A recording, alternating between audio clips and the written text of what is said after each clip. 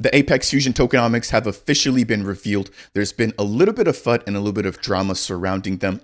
As a part of today's video, I want to make sure to go ahead and clear up the air and provide you guys with as much detail as we can. Without any further ado, let's jump right on in.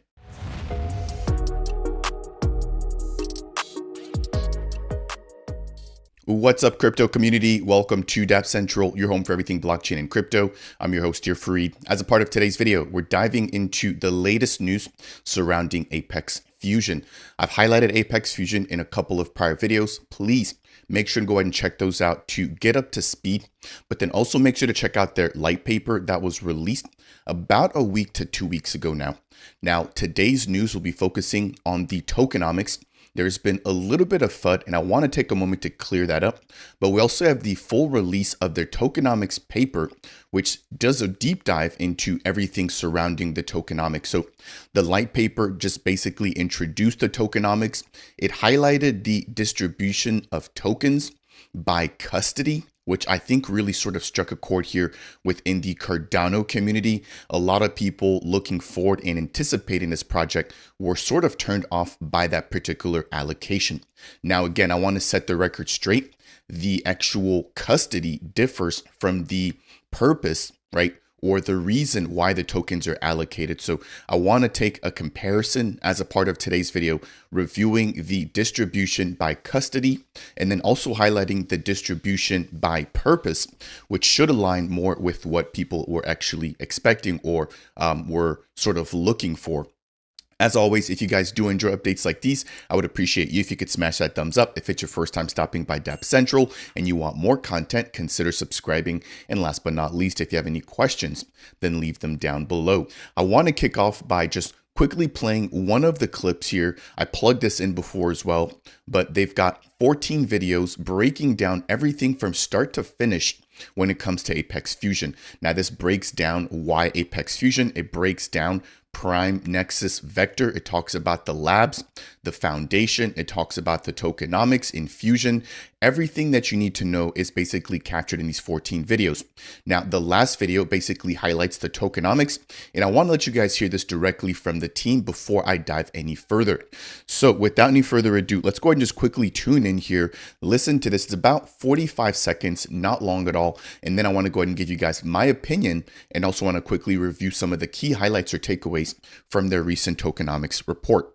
Introducing the Apex Fusion Tokenomics Deep Dive. This document gives everyone a clear look at the design goals behind the Apex token. Now, Apex Fusion is a layer 1 that prioritizes builders and community members, and that's why Apex Fusion Tokenomics were created to meet and surpass industry standards set within the last 2 years of token generation events by leading ecosystems. So let's take a peek. The largest part of our tokens are committed to the community and the ecosystem at 58% of total Apex. This is spread across adopters and reserved for inflation in order to activate growth. We've also dedicated significant support to programs that will be introduced by the Apex Fusion Foundation. These include Venture Fund, grants, and the Infusion program. This delegates funds to active projects with a proven track record of building to achieve a thriving ecosystem for the next decade. On top of that, our upcoming Airdrop will distribute tokens starting with the Cardano and EVM communities. Like everything else in Apex Fusion,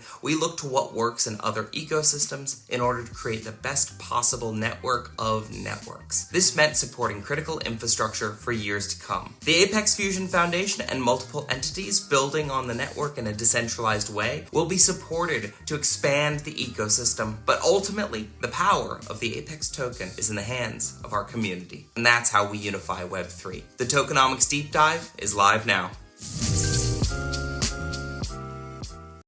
All right, so that is the piece there. Again, literally hearing it directly from the team. And I want to dive into the purpose and the allocations to hopefully clear a little bit of the confusion from the initial release of the custody of the tokens for the tokenomics. So if you guys first off want to actually get your hands on the tokenomics deep dive, I'll leave the link to it down below. And also a quick plug here for their Twitter, right? Make sure to go ahead and follow them if you're not already doing so. But taking a look at the table of contents here within this document, we've got highlights of the token utility, the token allocation, which I'll be breaking down here in just a second. We've got the token distribution by purpose, which basically breaks down the foundations, the labs, the core contributors, the early contributors, the investors, everything that is basically listed on the tokenomics themselves. It's broken down as to who they are and how they plan on receiving and potentially vesting their tokens. Following that, we've got a deep dive into the staking portion of the tokens, where we're going to see 20% of all Apex tokens going towards staking rewards. We've also got an airdrop, which was also highlighted in that brief snippet there, right? Where we have 8% being allocated in what they call their wave one, within their 3 waves of airdrops. I believe wave number 1, we're going to see 4% being distributed, 3% of that amount going towards the Cardano community, and then 1% going towards the EVM community. Following that 4%, there's going to be a remaining 4%, which will be distributed evenly with 2 following airdrop waves. Now, after that, there are sections discussing fees, how they'll be generated, and different mechanisms that they plan to adjust during bear markets and bull markets. Again, this will just be an introduction into the Apex Fusion tokenomics paper. But as always, please make sure to go ahead and do your own due diligence. Take a look at this, read this for yourself, right? In addition to hopefully what I'm providing in terms of value here for today's video. So jumping to the juicy part, this is what basically had a lot of people up in arms surrounding Apex Fusion. I'm going to get myself out of the way here very, very briefly, just to sort of let you guys see some of the numbers at the very bottom there. Number 1, we've got labs. This will be the team that's basically in charge for the development and maturity of the ecosystem. And so right here, a lot of people saw 27% and were immediately alarmed, right? This highlights core contributors, the team operations, and early contributors, followed by the 8% that I just mentioned being allocated for airdrops. Again, during wave 1, we've got 3% going towards Cardano. We've got 1% towards EVM. And then we've got wave 2, which is a mix, and it doesn't break it down here anymore, whether 1% will be going to Cardano and 1% to EVM, or maybe we just have both percent, right, going back over into Cardano. And then again, similar thing here with wave 3, where it doesn't necessarily break down how it'll be distributed, but we do know that there's going to be a total supply of 8% going towards airdrops. Now here we have the inflationary rewards, or AKA staking rewards, where we have an allocation of 20% of the total supply, followed by an additional 10% going towards investors, 3 of them dealing with pre-launch, and then 7% going towards post-launch. Now at the very bottom here, again, this is where a lot of people were sort of triggered.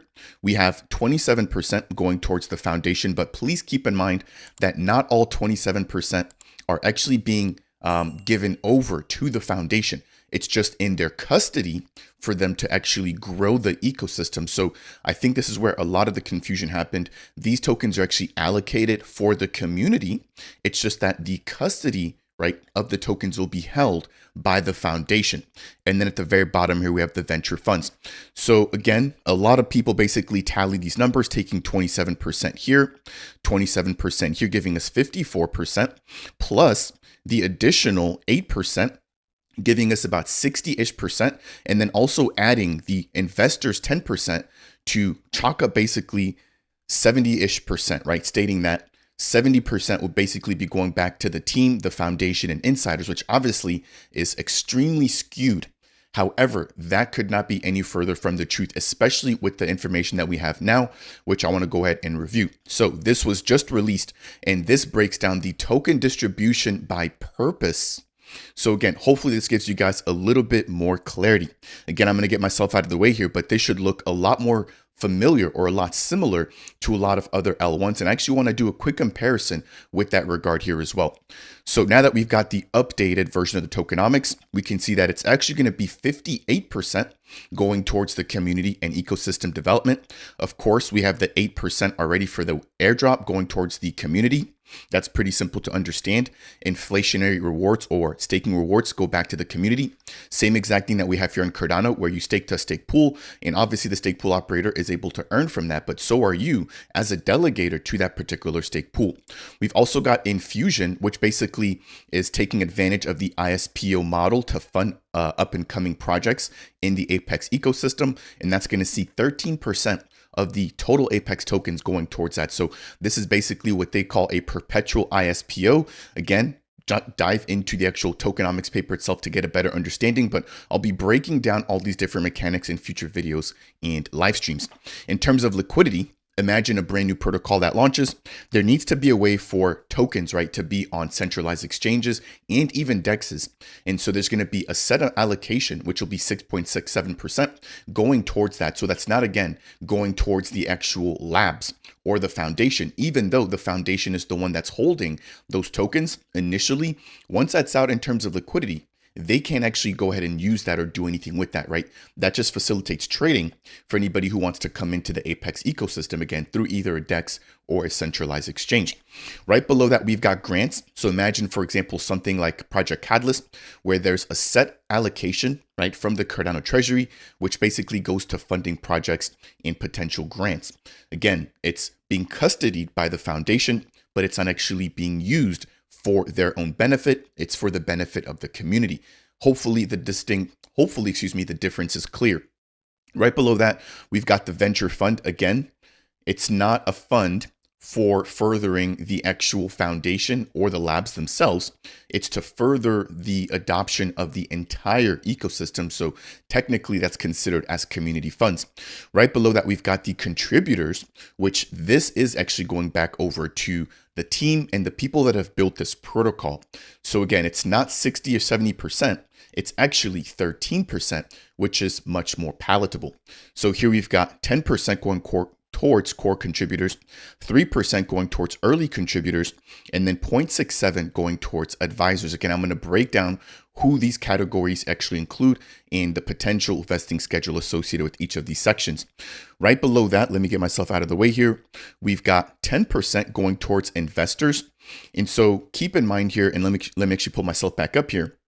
This team is not going with a public sale or a pre-sale. ICOs are being cracked down on right now by the SEC. And if you missed the memo, this is actually why Cardano is being touted as a potential security, right? Because of their initial public sale and how that was conducted. So this team is making sure to go with an airdrop approach, and investors, which are investing before the mainnet launch and after the mainnet launch, as opposed to having a public sale. Now, if you are a Cardano holder or an EVM token holder, which I believe they're going to be targeting the ETH and the Polygon ecosystems, then you'll be able to get the Apex token, again, for free through the airdrop, right? So as opposed to going with the public sale, they're going with an airdrop and a VC or a investor private allocation. Now, to really sort of bring this point home here, taking a look at the official sec.gov website, it states here 5 things to know about ICOs. ICOs in red can be securities or considered as securities offerings. Exactly what we're seeing right now with the attack against Coinbase, Binance, and Kraken.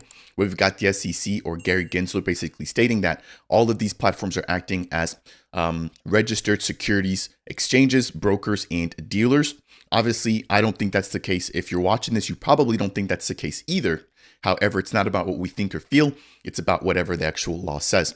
Now, it states your ICOs based on specific facts may be securities offerings and fall under the SEC's jurisdiction of enforcing federal securities laws. So again, the Apex Fusion team thinking 2 steps ahead, making sure not to be considered or categorized as a potential securities. Number 2, they may actually need to be registered if you're having an ICO.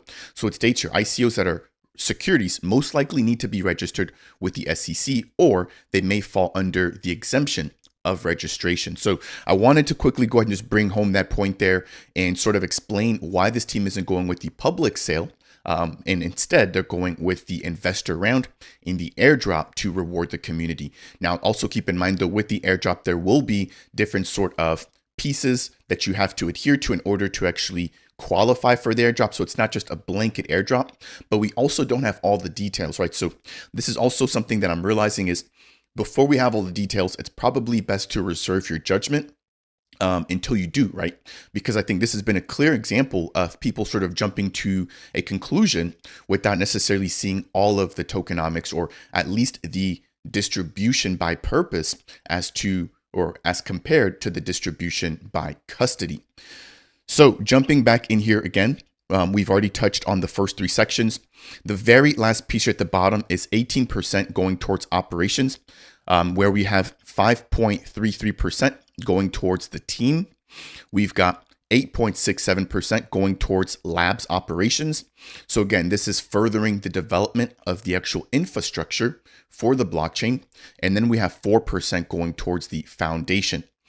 Okay, so now that we've broken all of that down, what I want to do is quickly actually explain the allocations and who those people actually are.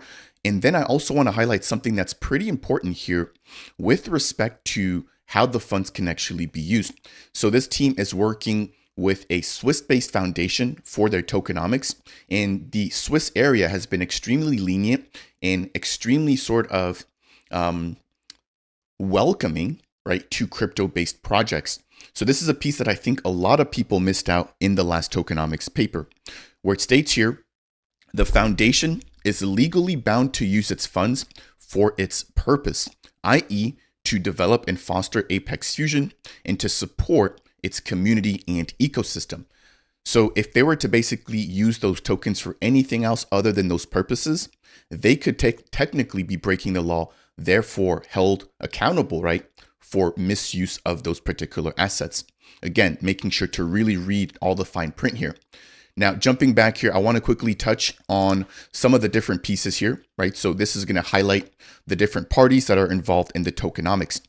So it states here, the foundation allocates 13% towards qualified staking pools. And this is discussing the infusion program, right? So this is, again, the perpetual ISPO concept where they're using tokens to fund brand new initiatives or up and coming startups.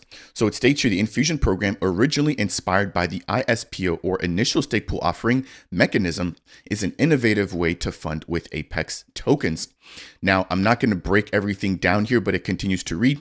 The foundation has a significant allocation of tokens for this particular purpose, which functionally serves as a perpetual ISPO. These tokens can be delegated but not sold and are deployed in various purpose-built stake pools for on-chain development upon the arrival by the foundation. So that's the infusion protocol. Scrolling down, we've got the breakdown of grants, the venture funding, and then I want to actually quickly touch on, let's see here. This is the airdrop. We've got the contributors. So perfect. So jumping into the contributors, we've got the core contributor, early contributor, and the foundation. The core contributors will get an allocation of 10%, vested linearly over 3 years, ensuring long-term commitment. The early contributors will be receiving 3%, and they're going to be advisors, industry veterans, and technical experts with critical infrastructure providers and strategic business advisors who have contributed to the project's decisions and roadmap before the main net. Again, let's take a quick break here. This team has announced the onboarding of Tenderly, right? One of the biggest infrastructure providers within the EVM space.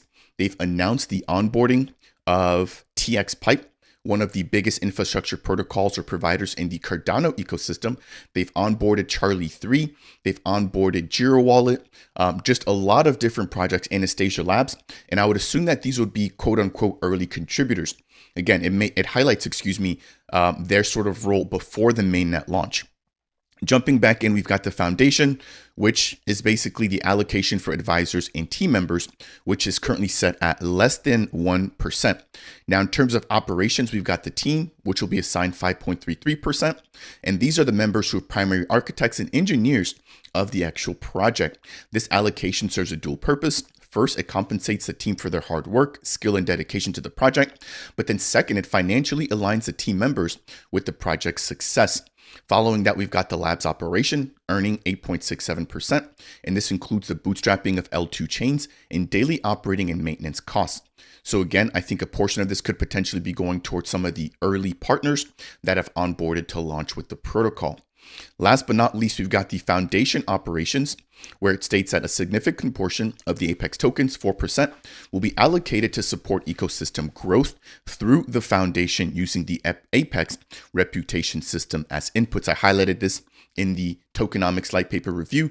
They're going to have a pretty interesting reputation system and an endorsement system that you definitely want to make sure to go ahead and check out. Now, it breaks down how the actual foundation operation can use the tokens, which include protocol development, Dapp and user application development, research and technology improvements, and then ecosystem development and growth, as well as training, education, and the promotion of the ecosystem and all of its ongoing activity. So that's really it there. We do have a quick portion discussing the investors, where it highlights that 10% will be allocated towards the investors, where 3% is going towards a pre-launch round, which I would assume is either underway or has been completed, and then the remaining 7% happening post-launch. There is a breakdown here of the vesting schedule. So you can see that after the first year, the majority of tokens will be coming directly from the operations. We've also got a slight sliver here coming out from staking rewards. And then we've got a little bit of orange being available or unlocked for investors. And then quite a bigger amount here for contributors. And then we've got probably the biggest amount here, which will be going towards the infusion pool. So again, that's really for that perpetual ISPO. After the second and third year, there's obviously going to be a lot more available towards operations, growing the ecosystem. We've got a linear sort of unlock schedule for the staking. And then as you can see here, we've got a little bit more opening up here for the contributors, the infusion pool, as well as the airdrop. So hopefully that's provided you guys a little bit of clarity here. Again, don't even take my word, jump in there yourself, check it out. Let me know what you guys think down below. But I want to quickly end off by highlighting some of the tokenomics here for other blockchains, right? So we've got Cardano, we've got Ethereum, Binance, Polkadot, Solana, Tron, EOS, Cosmos, Tezos, etc. A lot of these had a public sale. So that's the big portion in blue. Now we've got Cardano here, right, with quite a substantial portion. But again, this team is taking a different approach. And that's also something I want to mention. Yes, they are going to be sort of incorporating the Cardano ecosystem and the EVM ecosystem, but they're not necessarily Cardano. They are using Cardano technology, but do keep that in mind. So some things might be similar to Cardano and some things may not, and that's completely okay. It is a brand new blockchain and it's its own ecosystem with a bridge back over into the EVM ecosystems and Cardano alike. Jumping back in here, in terms of community allocations, that's this sort of neon green color. We can see that Cardano didn't actually have a community allocation, which obviously, again, is different than Apex. So they are going to be different, and that's completely okay. But we can see that Solana had quite a big piece here for community, whereas Apex, if I jump back over here, has about 58% going towards the community. Now, if I jump back here again, insiders is the red allocation. Cardano, 17%, Polkadot, 33%, Binance, 50%, right? Tron, 26%, Blockstack, 41%, Ethereum, 15%, and then Apex Fusion for the insiders would be right here, right? The investors. So 10% compared to about the 18% or the 17% that Cardano has. Jumping back over again, we've got the foundations and more. Cardano at 2%, Solana 13%, Ethereum at 5%. And then if we take a look here with the Apex protocol, let's see here, we've got the operations, which is 18%. So that's going to be, if I get myself out of the way here, the teams, the labs, and the foundation.